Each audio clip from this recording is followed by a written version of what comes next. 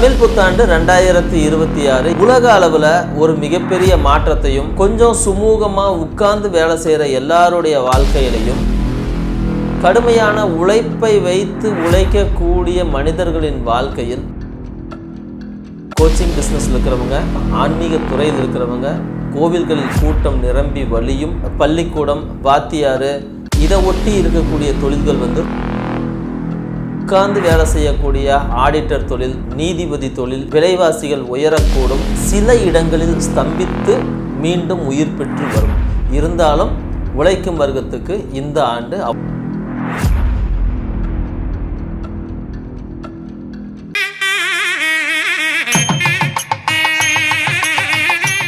கடவுளர்கள் TV நேயர்களுக்கு வணக்கம்.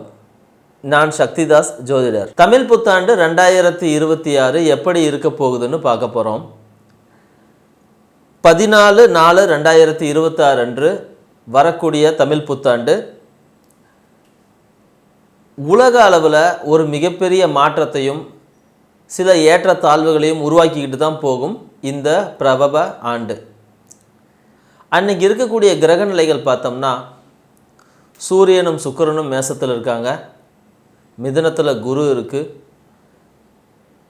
சிம்மத்தில் கேது இருக்குது, கும்பத்தில் சந்திரனும் ராகுவும் இருக்காங்க, மீனத்தில் சனி, புதன் மற்றும் செவ்வாய்னு எல்லா கிரகங்களும் ஒரு விதமான ஒரு காம்பினேஷனில் தான் உட்கார்ந்துருக்கு. இந்த காம்பினேஷன் உலக அளவில் இந்த தமிழ் புத்தாண்டுக்கு என்னென்ன விதமான நன்மைகளை உருவாக்கி தரப்போகுது, இல்லை என்னென்ன விதமான தீமைகளை உருவாக்கி தரப்போகுது அப்படின்னு பார்க்கும்போது, கொஞ்சம் சுமூகமாக உட்கார்ந்து வேலை செய்கிற எல்லாருடைய வாழ்க்கையிலையும் ஒரு விதமான ஏற்றத்தையே உருவாக்கி தரும். கடுமையான உழைப்பை வைத்து உழைக்கக்கூடிய மனிதர்களின் வாழ்க்கையில் சில சிக்கல்களும் நெருக்கடிகளும் உருவாக்கி தரும். இது இந்த தமிழ் புத்தாண்டு பிறக்கும் போதே கொண்டு வந்திருக்கக்கூடிய ஒரு வரமும் ஒரு நெருக்கடியுமாகத்தான் இருக்குது. ஏன்னா இந்த வருடத்தின் ராஜாவாக குருவே வருகிறார், மந்திரியாக செவ்வாய் வருகிறார். ஸோ ராஜாவாக குரு வரும்போது குரு தன்னுடைய தன்மைகள் முழுவதையும் அப்படியே உலகமெங்கும் பரப்புவார். அப்போது கோச்சிங் பிஸ்னஸில் இருக்கிறவங்க, அப்புறம் ஆன்மீக துறையில் இருக்கிறவங்க, கோவில்களில் கூட்டம் நிரம்பி வழியும், மக்கள் மத குருமார்களை தேடி போவாங்க, எல்லா மதங்களின் மீதும் நம்பிக்கை ஏற்படும், பற்றுதல் ஏற்படும். இந்த மாதிரியாக அதோடு சேர்த்து பள்ளிக்கூடம், வாத்தியார், இதை ஒட்டி இருக்கக்கூடிய தொழில்கள் ரொம்ப நல்லா இருக்கும். உட்கார்ந்து வேலை செய்யக்கூடிய ஆடிட்டர் தொழில், அப்புறம் குருவுக்கு ரொம்ப முக்கியமாக இருக்கக்கூடிய நீதிபதி தொழில், இது மாதிரியான விஷயங்கள் எல்லாமே இந்த வருடத்தில் ரொம்ப அற்புதமாக இருக்கும். அதுக்கு நேர் ஆப்போசிட்டில் இருக்கக்கூடியது என்னென்னா, ரொம்ப கடுமையான உழைப்பை போட்டு செய்யக்கூடிய உற்பத்தி துறை, விவசாயம் மற்றும் போக்குவரத்து, அடிப்படையாக செய்யக்கூடிய உடல் உழைப்பை வாங்கக்கூடிய தொழில்கள், இயந்திரம் சார்ந்தவை, இதை எல்லாமே கொஞ்சம் ஏற்ற இறக்கமாகத்தான் போகும். விலைவாசிகள் உயரக்கூடும், சில இடங்களில் ஸ்தம்பித்து மீண்டும் உயிர் பெற்று வரும். இருந்தாலும் உழைக்கும் வர்க்கத்துக்கு இந்த ஆண்டு அவ்வளவு சிறப்பானதாக இல்லைன்னு சொல்லலாம். மகர ராசிக்கு 2026 தமிழ் புத்தாண்டை பொறுத்த வரைக்கும் நிறைய நல்ல விஷயம் ஒரு 6 வருஷத்துக்கு அப்புறம் வந்திருக்கு. இந்த 6 வருஷத்துக்கு அப்புறம் வந்ததில் இது என்னென்ன செய்ய போகுதுன்னு பார்த்தீங்கன்னா, அப்படி சில மாற்றங்களை வாராது வந்த மாமணி போல் வந்திருக்கக்கூடிய இந்த அற்புதமான காலம் மறுபடியும் வர்றதுக்கு 12 வருஷம் ஆகும் அப்படிங்கிறத மறந்துடாதீங்க. எந்த வகையில் பார்த்தாலும் இந்த வருஷம் போல் ஒரு பொன்னான வருஷம் உங்களுக்கு அமையவே அமையாது.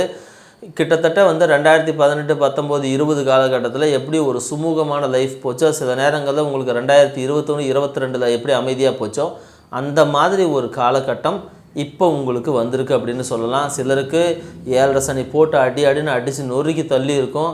அதுக்கப்புறமும் ஒரு நல்ல காலமே வரலையேன்னு ஏங்கினவங்களுக்கும் இப்போ வரக்கூடிய காலம் ரொம்ப ரொம்ப அற்புதமான காலம். நிறைய விஷயங்கள் உங்கள் வாழ்க்கையில் மாற்றங்கள் தரப்போகுது. அந்த மாற்றங்கள் உங்களை அடுத்த கட்டத்துக்கு கொண்டு போக போகுது. இந்த வருஷத்தில் 3 பாகமாக நடக்கும். 3 பாகமும் உங்களுக்கு ஒரு அற்புதத்தை தான் செய்யும் அப்படின்னு சொல்லலாம்.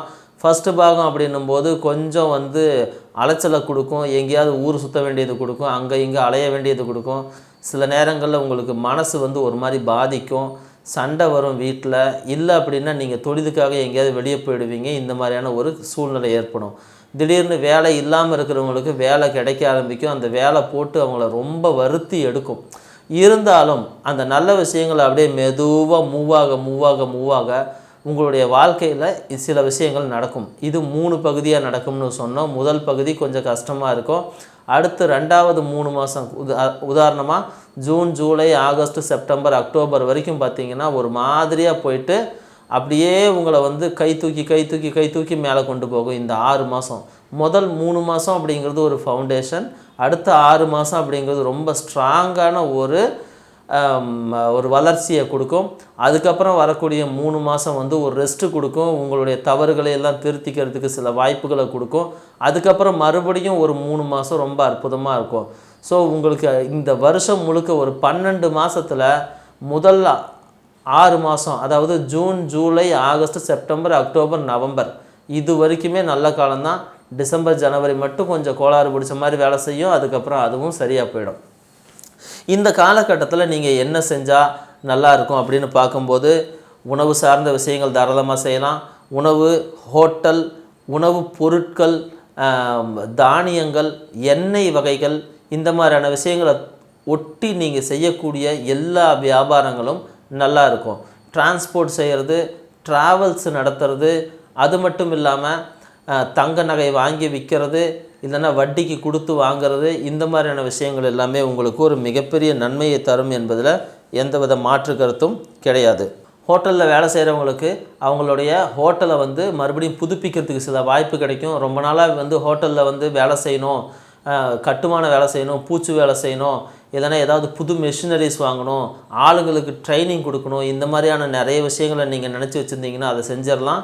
அதே போல் உணவு பொருட்கள், மளிகை பொருட்கள், எண்ணெய் வகைகள், தண்ணீரை வந்து பதப்படுத்துகிற இல்லைன்னா தண்ணி பியூரிஃபிகேஷன் பண்ணக்கூடிய அந்த கம்பெனிகளுக்கு எல்லாமே இந்த காலகட்டங்கள் ரொம்ப ரொம்ப அற்புதமாக இருக்கும். உரம் தயாரிக்கிறவங்க, கெமிக்கல் தயாரிக்கிறவங்க, சாய மருந்து தயாரிக்கிறவங்க, இல்லைன்னா அதை வாங்கி விற்கிறவங்க, டையிங் ஃபேக்ட்ரிஸ், இந்த மாதிரியே இருக்கிறவங்களுக்கு எல்லாத்துக்குமே ரொம்ப நல்லா இருக்கும். அது மட்டும் இல்லாமல் இந்த ஃபேக்ட்ரி, பெரிய பெரிய ஃபேக்ட்ரிக்கு வாங்கிக்கிற ஆசிட் வாங்குவாங்க, பெட்ரோலியம் பொருட்கள் வாங்குவாங்க, இந்த மாதிரி இருக்கிறதெல்லாமே வந்து உங்களுக்கு நல்லா இருக்கும். இதெல்லா தொழிலுக்குமே வந்து உங்களுக்கு லாபம் தரக்கூடிய தொழில்கள்னு புரிஞ்சுக்கிங்க. மகர ராசிக்காரங்களுக்கு சுரங்க தொழில் சம்மந்தப்பட்டது, கல், மண், அது மட்டும் இல்லாமல் செங்கல், அப்புறம் வந்து ஜல்லி, எம்சாண்டு, இந்த மாதிரியான எல்லா விஷயமே உங்களுக்கு ஒரு மிகப்பெரிய நன்மையை தரும். ஆற்று மண் வாங்கி விற்கும்போது பார்த்து கொஞ்சம் கவனமாக இருங்க. இப்போ தேவையான டாக்குமெண்ட்டை வச்சுக்கிங்க. சட்டப்பூர்வமாக எதையும் செய்ய பாருங்கள். எல்லாமே உங்களுக்கு கைக்கூடி வரக்கூடியதாக இருக்கும். திரவ பொருட்களில் ஒரு மிகப்பெரிய இது கிடைக்கும். இந்த ஷாம்பு, அப்புறம் வந்து பெனாயில், இந்த மாதிரியான விஷயங்களை வாங்கி விற்கிறது, ஆசிட் வாங்கி விற்கிறது, இதெல்லாமே வந்து ஒரு மிகப்பெரிய லாபத்தையும் மிகப்பெரிய அளவில் ஒரு மூமெண்ட்டையும் கொடுக்கும். உங்களுக்கு வியாபாரம் பெருகி போகிறத நீங்களும் பார்க்க முடியும். இருந்தாலும் இந்த காலகட்டத்தில் கொஞ்சம் வேகம் ஒரு மாதிரி தான் போகும். டிசம்பருக்கு மேலே கொஞ்சம் ஸ்லோவாகிற மாதிரி தெரியும். ஆனாலும் தொழில் ரொம்ப நல்ல விதமாக போகும். முதல்ல 6 மாதம் சூப்பராக இருக்குன்ற ஒரு காரணத்தினாலேயோ இல்லை 9 மாதம் நல்லா இருக்குன்ற காரணத்தினாலேயோ காலம் முழுவதும் மாறிடுச்சு அப்படின்னு நம்பிடாதீங்க. இந்த ஒரு குறிப்பிட்ட காலம் உங்களால் அடுத்த ஒரு 5-6 வருஷத்துக்கு சம்பாதிக்கிற சமாச்சாரத்தை உடனடியாக செஞ்சு கொடுத்துரும். உழைப்பு முக்கியம், ரொம்ப ரொம்ப முக்கியம். கழிவுப் பொருட்களை எல்லாம் வாங்கி விற்கிறவங்க, இல்லைன்னா கழிவுப் பொருட்களை வந்து கம்பெனிலேருந்து சரிவர பார்த்து நீக்கிக்கிங்க. எங்கேயும் தேவையில்லாமல் போய் சிக்கிக்காதீங்க. நீங்கள் செய்கிற எந்த விஷயத்துக்கும் உடனடியாக எந்த சிக்கலுமே உருவாகாது, எதுவுமே நடக்காத மாதிரி தான் இருக்கும். ஆனால் உங்களுக்குன்னு சிக்கல் வர்றது எல்லாமே டிசம்பர், ஜனவரி, பிப்ரவரி அப்படின்னு அந்த மாதத்துக்கு அப்புறம் தான் ஆரம்பிக்கும். சொல்லப்போனால் 2026 முடிகிற வரைக்கும் உங்களுடைய அற்புதமான காலம், அருமையான காலம், மகர ராசிக்கு ஏற்ற காலம். மகர ராசிக்காரங்க இரும்பு சம்பந்தமான வியாபாரத்தை தாராளமாக செய்யலாம். இரும்பு உருக்கு, இரும்பு வந்து டிரான்ஸ்போர்ட் பண்ணி கொடுக்கறது, இரும்பு வச்சு வேறு ஏதாவது பெரிய மெஷினரி செய்கிறது, அது மட்டும் இல்லாமல் பழைய இரும்பு வாங்கி விற்கிறது, இது போல் இருக்கிற எல்லாமே வந்து மகர ராசிக்கு நன்மையை தரும். அதே போல் மகர ராசிக்கு கட்டட வேலை, கட்டடம் கட்டுறது, கட்டடத்துக்கு ஆள் பிடிச்சி கொடுக்கறது, அது தொடர்பான ரா மெட்டீரியல்ஸ் ரெடி பண்ணி கொடுக்கறது, இல்லைன்னா மார்க்கெட்டிங் பண்ணுறது, இது எல்லாமே ரொம்ப அற்புதமாக போகும். மகர ராசிக்காரங்களுக்கு மர வியாபாரம் ஏதாவது இருந்துச்சு அப்படின்னா அதில் கொஞ்சம் பார்த்து கவனமாக இருங்க. மரங்களை வாங்கிக்கிட்டு பணம் கொடுக்காம போகிறதுக்கு வாய்ப்பு இருக்குது. சில நேரங்களில் ஆர்டரை கொடுத்துருவோம், ஆர்டரை எடுக்க மாட்டான், இல்லை அப்படின்னா உங்களை வேறு ஏதாவது நெருக்கடியில் வச்சுருவாங்க. ஸோ இந்த இடத்துல மட்டும் கொஞ்சம் கவனமாக இருங்க. வயிறு சம்மந்தப்பட்ட விஷயங்களில் கவனமாக இருங்க. மகர ராசிக்காரங்க மண் வியாபாரத்தில் கொஞ்சம் கவனமாக இருங்க, மணல் வியாபாரத்தில் கவனமாக இருங்க, சவுடு மண்ணில் கவனமாக இருங்க, எம்சாண்டில் கவனமாக இருங்க. ஏன்னா இதெல்லாமே தொழில் திடீர்னு பூமாகி போகிற மாதிரி போயிட்டு எங்கேயாவது இடத்த லாக் பண்ணவும் வைக்கும்.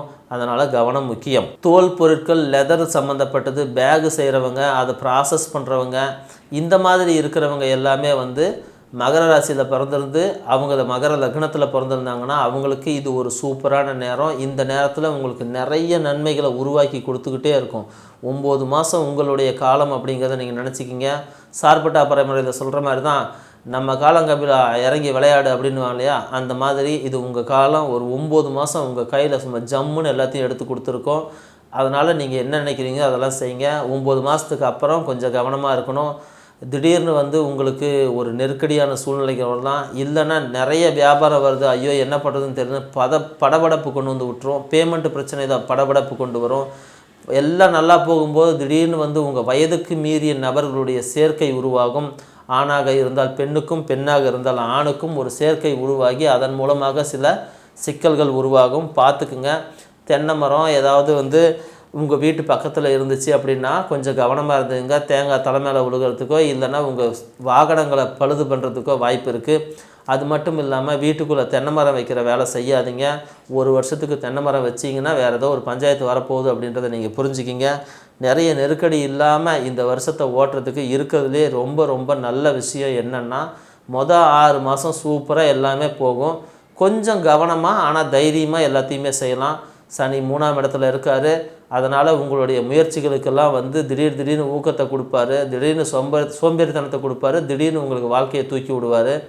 இளைய சகோதரர் இருந்தார்னா அவர்கிட்ட கொஞ்சம் சிக்கல் தான். திடீர்னு சோம்பேறித்தனம் வந்துடும், வேலை செய்ய மாட்டேன்னு சொல்லுவார். அவரை நம்பி எதுவும் செய்ய முடியாது. படிக்கிற குழந்தைங்க இருந்தால் படிக்கிறதுல கொஞ்சம் மந்தம் காட்டும். இருந்தாலும் இதெல்லாமே தற்காலிகமான பிரச்சனை அப்படிங்கிறத புரிஞ்சுக்கிங்க. குடும்ப பிரச்சனை வேறு யாருக்கிட்டையும் சொல்லாதீங்க.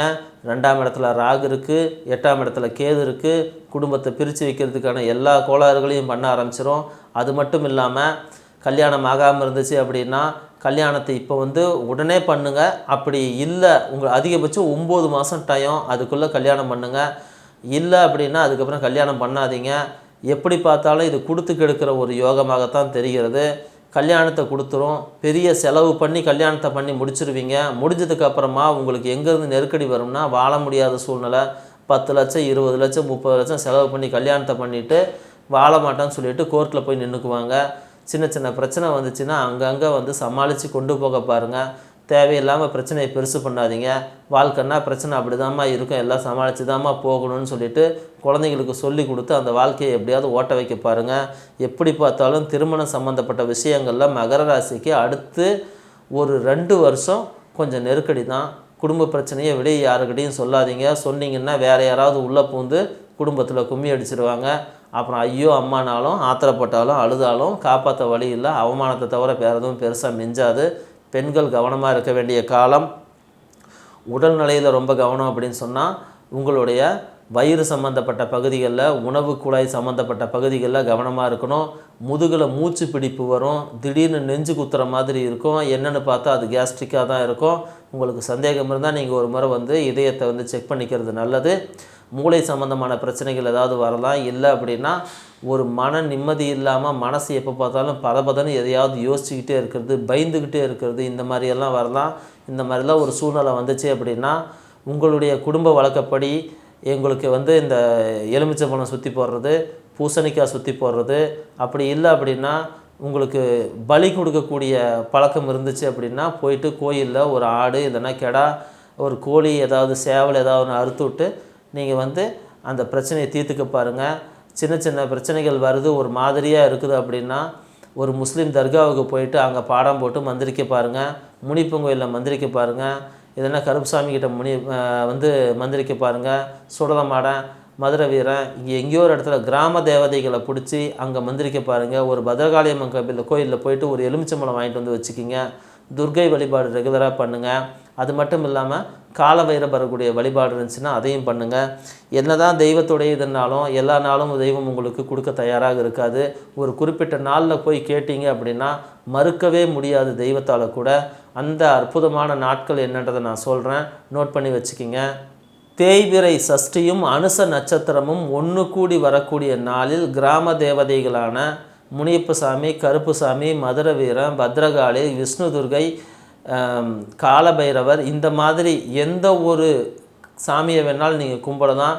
உங்கள் ஊரில் இருக்கக்கூடிய நீங்கள் 100 கிலோமீட்டர் 200 கிலோமீட்டர் தள்ளி போய் தான் ஒரு சாமி கும்பிடணுன்னு எந்த அவசியமும் இல்லை. உங்கள் ஊர்லேயே இருக்கக்கூடிய உங்கள் ஊரோட எல்லையில் இருக்கக்கூடிய ஒரு மாரியம்மன் கோயில், காளியம்மன் கோயிலுக்கு கூட போயிட்டு வந்தாலும் போதுமானது. நான் சொல்லக்கூடிய இந்த நாளில் மட்டும் கரெக்டாக போயிட்டு வந்துட்டீங்க அப்படின்னா உங்களுடைய பிரச்சனைகள் பெரும்பாலும் தீர்ந்துருங்கிறத மறந்துடாதீங்க. தேய்பிறை சஷ்டியும் அனுச நட்சத்திரமும் கூடிய இந்த நன்னாளில் உங்களுடைய பிரச்சனைகள் தீர்வதற்கு தேவையான எல்லா வழிபாடுகளையும் செஞ்சு உங்கள் பிரச்சனையை தீர்த்துக்கலான்றதை சொல்லிக்கிறோம். நன்றி, வணக்கம். உங்களுக்கு இந்த வீடியோ பிடிச்சிருந்தது அப்படின்னா சப்ஸ்கிரைப் பண்ணுங்கள், ஷேர் பண்ணுங்கள், லைக் பண்ணுங்கள், உங்களுடைய கமெண்ட்டை கமெண்ட் பாக்ஸில் போடுங்க. கடவுள் அருள் டிவியை பார்த்தமைக்க நன்றிகள். மேலும் இது போன்ற தகவல்களை தெரிந்து கொள்ள கடவுள் அருள் டிவியை சப்ஸ்கிரைப் செய்யுங்கள். மறக்காமல் பெல் ஐக்கானை கிளிக் செய்யுங்கள்.